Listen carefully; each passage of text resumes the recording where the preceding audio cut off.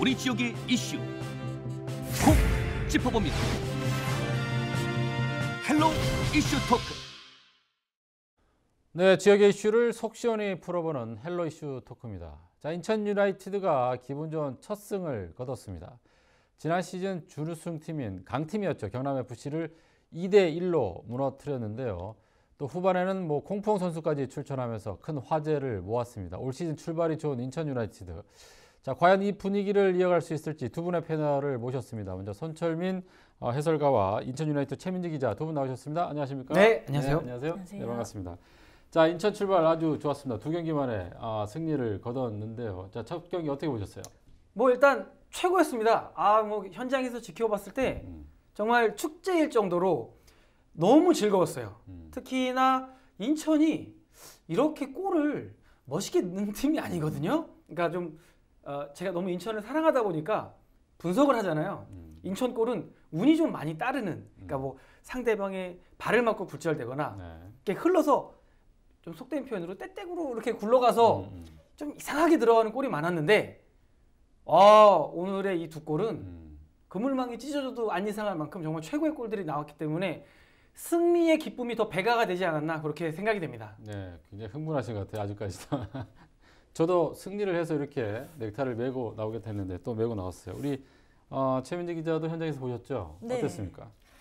현장 몰입도가 정말 대단했고요. 네. 이 첫 번째 경기 때 18,000명의 관중이 왔는데 그때 이런 경기력과 이런 골이 들어갔으면 2라운드 때도 더 많은 팬분들이 찾아오지 않았을까 하는 아쉬움이 남을 정도로 정말 대단했던 경기였습니다. 그렇죠. 집에서 봤는데 집에서도 굉장히 흥분을 했거든요. 현장에서는 더 그랬을 것 같고 관중의 함성까지 들었으니까. 그렇죠.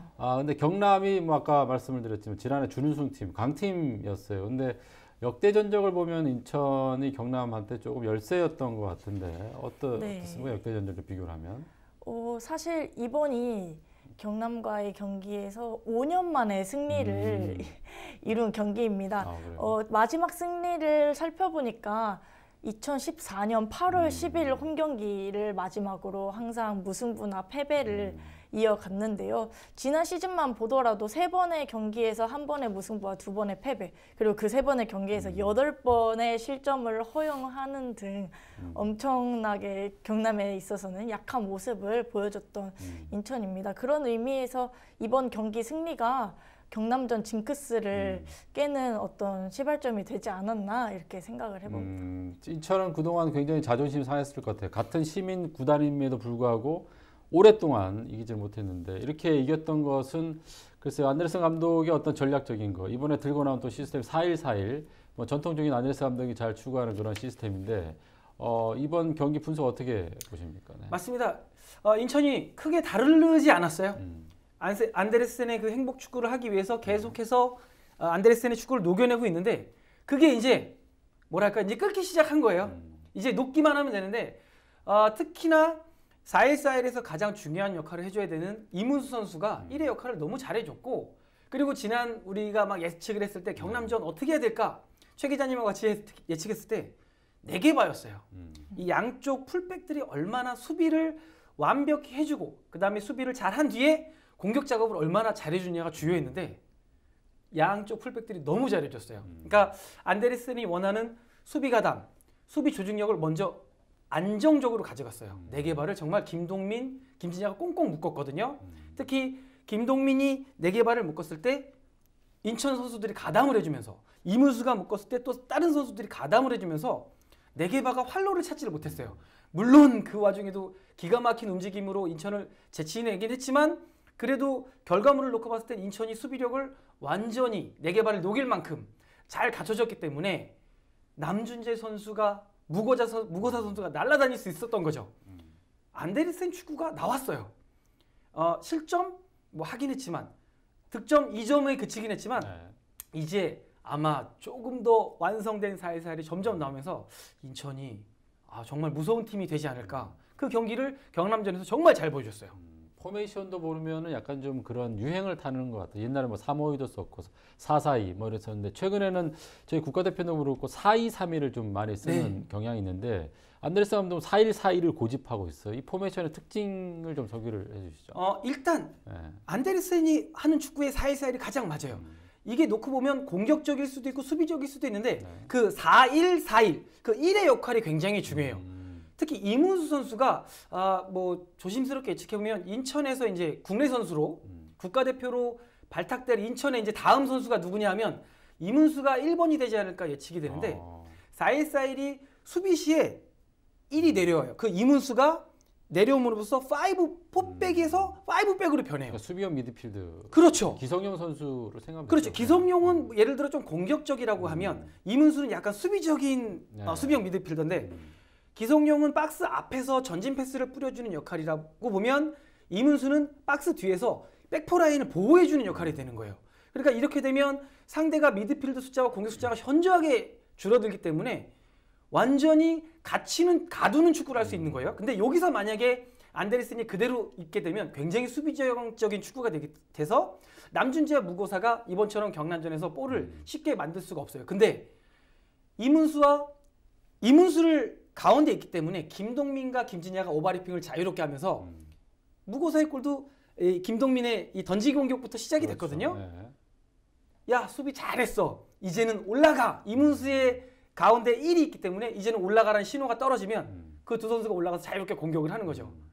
행복한 축구입니다. 멋있는 축구죠. 현대 축구의 윙백 굉장히 중요한 포지션이잖아요.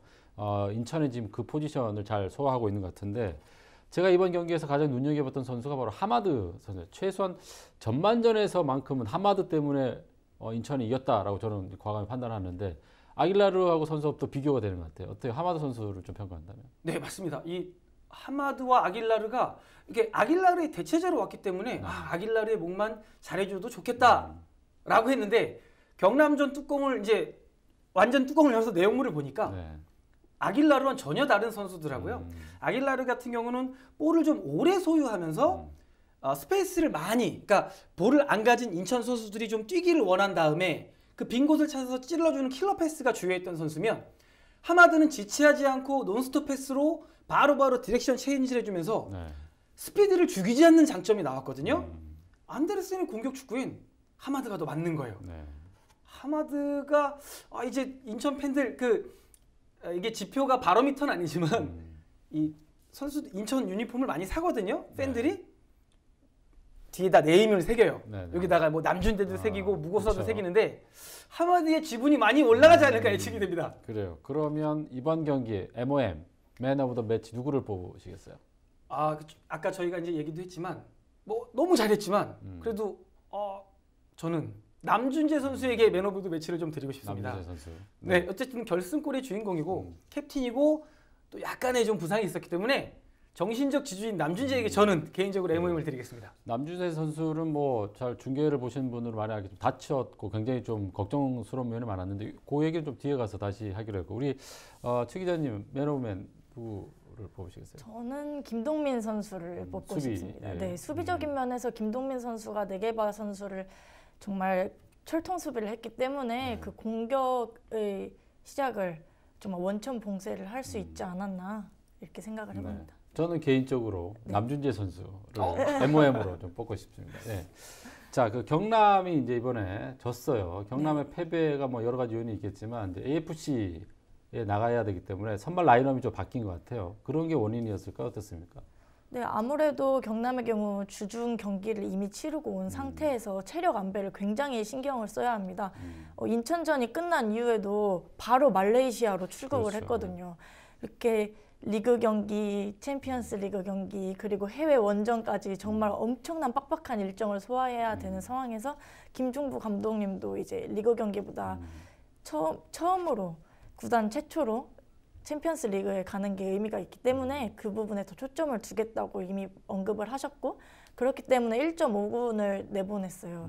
그래서 그런 부분에 있어서 김승준과 머치가 아니라 김효기와 룩이 나왔는데 1.5군이 있었다고 해도 경남이 그렇게까지 뒤처질 팀은 아니라고 봅니다. 저는. 하지만 인천 선수들이 정말 잘 압박을 해주었고 그리고 선제골 2골이 들어간 이후에 경남의 멘탈이 되게 정신적으로 많이 무너진 모습을 보였고요.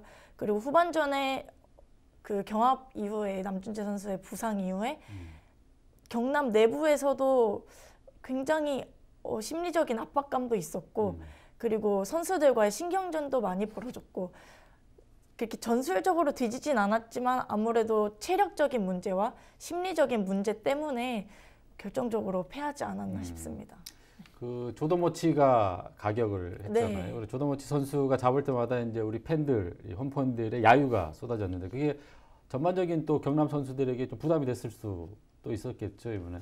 굉장히 골키퍼 같은 경우도 이렇게 한 번씩 이렇게 뒤를 돌아볼 정도로 엄청난 야유가 이렇게 경기장을 메웠는데 그럼에도 불구하고 경남 선수들이 패스미스 이런 것도 좀 안 나고 계속 잘한 것 같아요. 그래서 인천이 그런 것 같아요. 너희들이 1.5군을 내서 우리들이 이길 수 있겠느냐라는 생각으로 아마 엄청난 공격력을 발휘한 것 같은데 경남의 패는 어디에 보세요? 말씀 잘해주셨어요.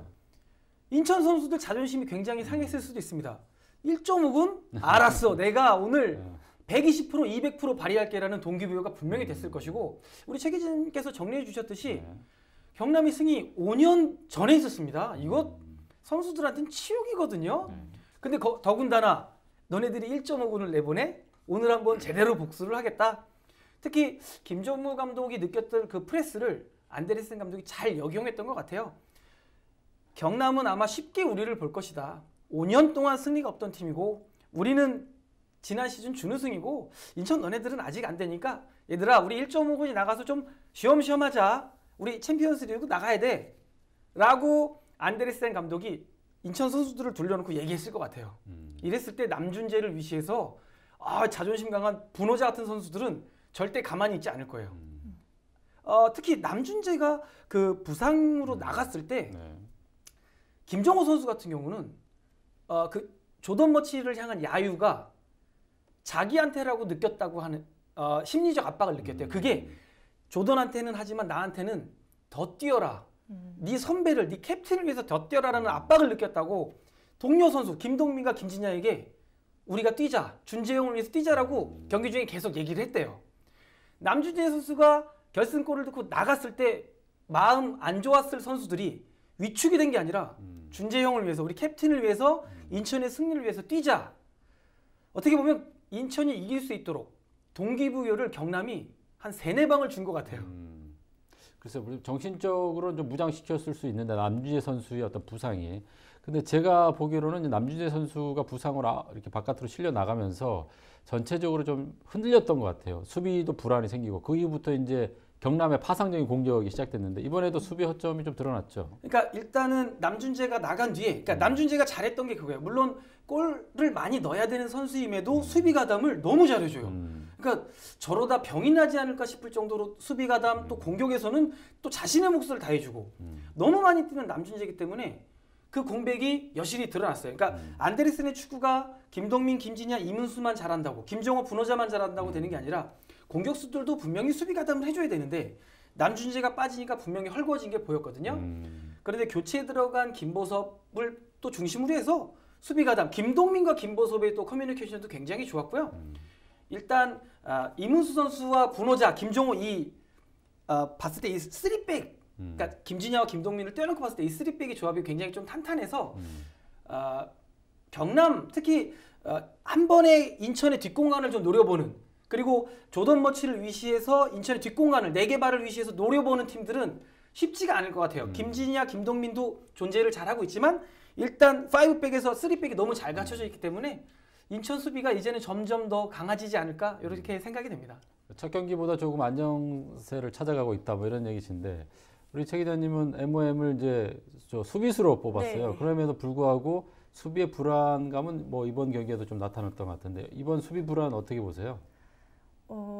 물론 캡틴이 나왔기 때문에 정신적으로 많이 힘들었을 거라고 봅니다. 그런 부분에 있어서 정신적으로 흔들렸기 때문에 후반에서 분호자 선수의 실책이 나왔고 그게 바로 이제 실점으로 연결되는 그런 불상사까지 겪게 되었는데요.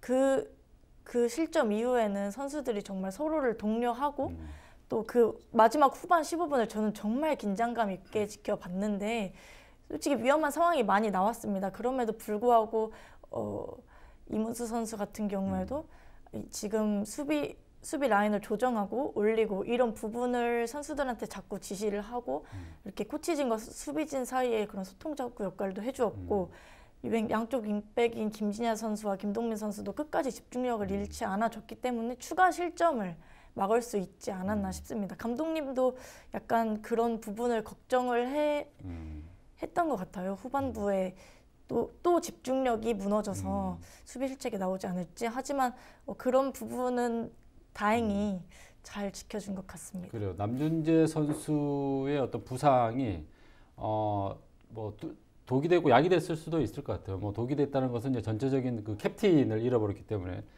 정신적으로 흔들렸지만 이게 또 다시 정신적으로 이겨야 된다, 무장을 시켜줬던 그런 부분이 있는데 제가 그 구단에 좀 물어봤더니 퇴원을 했대요. 남준재 선수가 퇴원을 하고 지금 훈련에 들어가서 다음 상주 경기 때는 뭐 선발로 나올 수도 있다라고 하니까 뭐 걱정 안 하셔도 될 것 같고요. 이번 경기에 또 화제가 됐던 게 콩퐁 선수인데 저는 조금 아쉬웠던 게 조금 일찍 나왔으면 좋지 않았나 하는 생각이 들었어요. 근데 추가 시간에 나왔고 물론 안데르슨 감독은 철저하게 전술적인 전략적인 부분에 있어서 출전을 했다라고 얘기를 했는데 어떻게 보셨어요?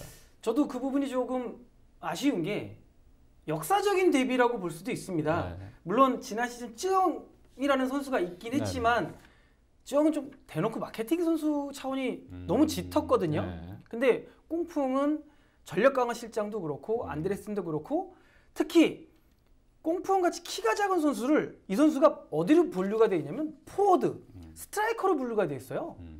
무고사의 백업 요원이라고 아예 못을 박았거든요. 이러면 분명히 전술적으로 필요한 선수가 맞는데 계속해서 안데르슨 감독은 아직 좀 시간을 더 줘야 된다. 그래서 우리도 기다리겠다. 그리고 뭐 이제 베트남 팬들한테도 기다려 주십사 얘기를 했는데 그날 추가 시간이 부상으로 인해서 7분이라는 길게 주어졌어요. 그래서 그런가 보다 했는데 2분을 남겨두고 꽁풍이 몸을 풀고 들어오더라고요. 그래서 너무 의아한 건 맞습니다. 2분 동안에 도대체 뭘 보여줄 것이며 그리고 교체 자원이 박세직 다음에 꽁푸엉이었어요. 박세직은 공격형 미드필더라고 놓고 보면 무고사 뒤이고 꽁푸엉의 포지션은 무고사의 백업이고 그럼 1대1 교체는 아니거든요. 물론 이제 인터뷰상에서 안데르슨 감독은 박세직이 많이 뛰었기 때문에 이정빈보다는 꽁푸엉이 좀 공격적일 것이다. 뭐 이렇게 해서 들어가긴 했어요. 논란의 여지가 좀 될 수도 있는 부분인데 어쨌든 선수 선발 또 선수의 교체 모든 책임은 또 이 결정은 감독의 몫입니다. 저희가 왈가왈부할 수 없는 부분이에요. 그냥 예측만 하고 이렇게 그냥 얘기거리를 삼을 뿐인데 그러면 어찌됐든 꽁푸엉의 데뷔를 정말 축하해주고 싶어요. 어쨌든 K리그라는 베트남 입장에서는 빅리그예요. 네, 그렇죠. 저희가 예전에 박지성, 손흥민을 보는 것과 똑같아요. 네. 다를 게 없죠. 저희도 박지성이 손흥민이 교체 명단에 들었냐 안 들었냐로 그날 저녁에 펍의 분위기가 달라지거든요. 꽁푸엉도 이제 시작입니다. 뭐 이게 뭐 논란의 여지? 이게 중요한 게 아니라 자 이제는 꽁푸엉이 2분에서 4분 뛰고 8분 뛰고 40분 뛰는 거예요. 이제는 여러분들이 그것만 보시면 될 것 같아요. 베트남 국민의 심정, 과거에 뭐 박지성 선수가 출전했을 때도 그럴 걸 느꼈지만 최근에 이강인 선수도 마찬가지잖아요. 1군으로 넘어갔는데도 불구하고 지금 출전을 못 하고 있어요. 지금 우리 국민들 마음하고 베트남 국민하고 똑같지 않을까요? 네, 그런 마음이 있는데 글쎄 아까 얘기했던 대로 안데르슨 감독이 뭐 선수 출전에 전권을 쥐고 있지만 베트남 국민들은 조금 일찍 콩폰 선수가 좀 나왔으면 하는 바람이지 않을까 생각되는데 베트남에서 난리가 났어요. 베트남에서 지금 K리그를 보고 싶어서 뭐 유튜브 불법으로 지금 스트리밍을 좀 보고 있고 뭐 난리인데 현지 반응 뭐 분위기 어떻습니까? 정말 베트남의 손흥민이라고 불릴 정도로 꽁푸엉 선수의 인기는 대단한데요. 이날 경기장에서도 빨간 옷과 베트남 국적기가 정말 많이 보였습니다. 베트남에서는 꽁푸엉 선수가 연습 경기에서 한 골, 두 골 이렇게 기록하는 것이 언론 매체의 메인으로 장식될 만큼 정말 국민적인 스타라고 할 수 있는데요. 앞서 말씀하셨듯이 꽁푸엉 선수를 보려고 유튜브에서도 스트리밍을 많이 하는 등의 정말 팬들의 성원이 대단했습니다. 콩푸엉 입단 전후를 비교했을 때 팔로워 수를 그 SNS 채널의 팔로워 수를 비교해 보니까 페이스북의 경우 25,000여 명이 늘었고 인스타그램의 경우에도 6,000여 명의 팔로워 수가 늘었다고 합니다. 네. 뿐만 아니라 이제 구단 홈페이지에 접속한 사람들의 이제 도시를 분석한 결과 국내외 도시를 이렇게 종합해서 하노이, 베트남 하노이가 5위를 기록했다고 합니다. 이날 베트남 국영 방송인 VTV에서도 꽁푸엉을 취재하려고 왔을 만큼 정말 꽁푸엉 선수에 대한 기대가 엄청나게 날이 가면 갈수록 커지고 있습니다. 제가 지금 꽁푸엉 선수를 인터뷰하려고 구단에 요청을 했는데 다음 주에, 이번 주는 안 된다 그래서 다음 주에 인터뷰를 하기로 했고요. 저희가 베트남 이제 국민들을 위해서 저희가 유튜브로 지금 생중계를 출하를 좀 하고 있습니다.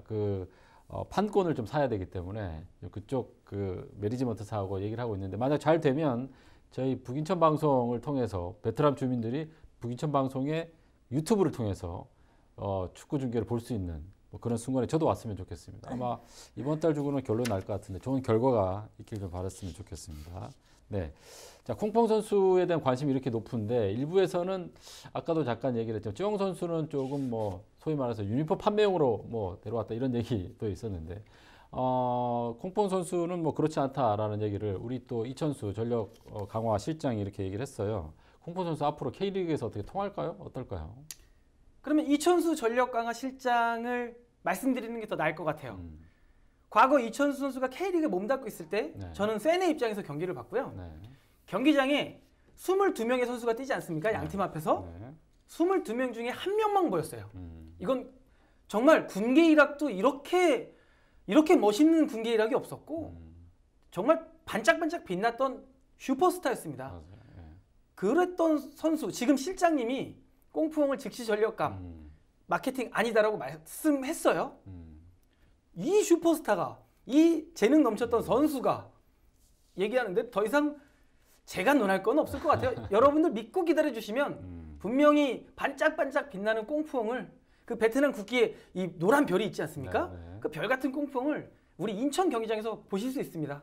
네, 저도 뭐 그날이 오기를 바라겠습니다. 자, 뭐 꽁펑 선수 얘기까지 했고요. 다음 경기가 이제 상주예요. 상주가 현재 지금 1위잖아요. 굉장히 이제 강팀이고 현재 올해 뭐 준비가 잘 됐다는 얘기를 하는데 다음 경기 어떻게 전망하세요? 상주 같은 경우는 선수단의 구성 변화도 굉장히 적었고 훈련을 오랫동안 해왔기 때문에 조직력에 있어서는 다른 구단보다 훨씬 더 현재 우위를 점하고 있지 않을까 생각을 해봅니다. 지난 시즌 월드컵 휴식기 이후에 부진을 약간 겪기도 했지만 지금까지 두 라운드를 봤을 때 굉장히 승승장구를 하고 있는데요. 상주 같은 경우는 정통 스트라이커가 최전방에 없어서 공격 부분을 어떻게 처리하느냐가 굉장히 관건이었는데 이번에 송시우와 신창모를 필두로 한 공격진의 구성과 그리고 이제 감독님이 5-3-2 포메이션으로 5백을 구성을 하셨는데 이 포메이션이 이제 공격을 할 때는 양쪽 윙백이 또 올라오고 수비를 할 때는 그대로 포메이션을 유지하면서 상대 팀의 전술에 따라서 유동적으로 경기 운영 방식을 바꿀 수 있기 때문에 이번 상주전도 쉽지 않을 거라고 예상을 합니다. 그래요. 네. 상주는 뭐 군인 팀이잖아요. 그래서 어떤 선수가 이제 군대 입대하느냐에 따라서 전력의 차이가 많이 나는데 제가 일단 이렇게 좀 보니까 뭐 윤빛가람이라든가 뭐 이런 선수들이 이제 눈에 띄는 선수들이고 그다음 김민우 선수, 뭐 국가대표까지 다뤘던 선수들이잖아요. 굉장히 그 최순호 감독이 이제 상주랑 지난주에 경기를 하고 나서 패하고 나서 굉장히 준비가 잘 된 팀이다 이렇게 얘기를 했는데 손철민 해설관 어떻게 좀 보고 계세요? 맞습니다. 그러니까 뭐 시쳇말로 한국판 레알 마드리드라고 할 정도로 리그 스타 선수들이 군입대하면 진짜 순간적으로 레알 마드리드가 돼요. 근데 이제 또 이게 뭐냐면 제대를 하게 되면 급격하게 떨어지는 게 또 상주인데 어쨌든 리그 초반에는 진짜 잘하는 게 상주예요. 역대 계속 그랬습니다. 특히 인천의 자랑인 송시우, 이 시우타임의 송시우가 원래 후반의 선수인데 전반에 멀티골을 기록할 정도로 조직력, 그러니까 준비를 잘했어요. 원톱 스트라이커가 지금 다 부상에 빠져있기 때문에 어려움을 겪고 있는 걸 잇몸 선수, 송시우, 또 박영주도 골을 또 맛봤고요. 인천 선수들이 잘해주고 있어요. 상주 원정을 가는데 미리 가서 이 송시우 선수, 박영주 선수한테 좀 맛있는 걸 많이 사줘가지고 좀 배탈이 나게 하는 건 어떨까? 라는 말씀을 드릴 정도로 상주가 좀 무섭습니다. 아, 근데 어렵긴 하지만 안데르센도 상주 같은 팀을 놓고 보면 절대 엉덩이를 내릴 감독님은 아니세요. 이번 상주전 어렵긴 하지만 아마 양 팀 앞에서 4골 이상, 많게는 5골 이상도 터지면서 아마 난투전이 벌일 것은 확실합니다. 인천이 이겼으면 좋겠지만 잘 안 보이거든요. 네. 어쨌든 난투전까지만 예측을 하겠습니다. 4골 이상 예측합니다. 4골 이상. 어떻게 전망하세요? 저는 기분 좋게 무승부 예상해 보겠습니다. 그래요. 네. 저도 자신 있게 이긴다는 얘기는 못 하겠는데 아무튼 최소한 비겨서 돌아오기를 바라겠습니다. 자, 인천 유나이티드 지난 경기를 분석을 해봤고요. 다음 경기도 예측을 해봤습니다. 오늘 두 분 자리해 주셔서 다시 한번 감사의 말씀드리겠습니다. 고맙습니다. 감사합니다. 네. 감사합니다. 자, 인천 유나이티드가 이제 상승 분위기를 계속 이어가고 있습니다. 다음 상주 원정 경기에도 승리할 수 있도록 여러분들의 많은 지원 바라겠습니다. 이슈 토크 여기까지입니다.